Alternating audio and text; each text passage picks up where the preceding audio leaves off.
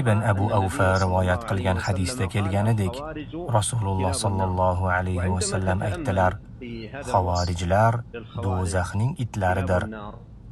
Agar xavorijlarning qiyomat kunida do'zaxning itlari deb atalib azoblanishini o'ylab ko'rsangiz, bu jazo ularning dunyodagi yomon amallari natijasi ekanligini va bu sifat, ya'ni do'zaxning itlari 3 marta takrorlaganlari bejiz emasligini anglaysiz.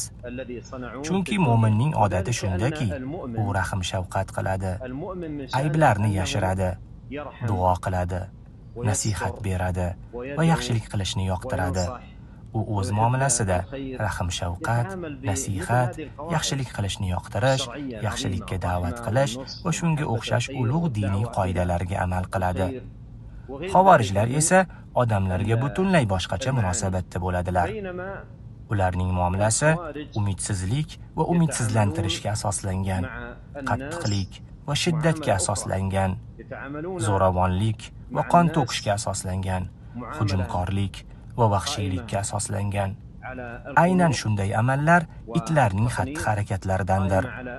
Itlarning xulqida shafqatsizlik, hujumkorlik, kuzatish, makr, hiyla, qon to'kish xususiyatlari mavjud.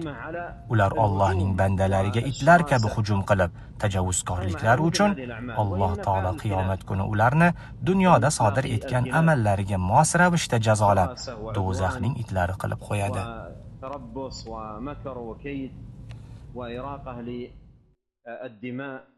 فلما كلبوا على عباد الله وكانوا بهذا العدوان على عباد الله، عاقبهم الله سبحانه وتعالى يوم القيامة من جنس عملهم بأن جعلهم كلاب النار.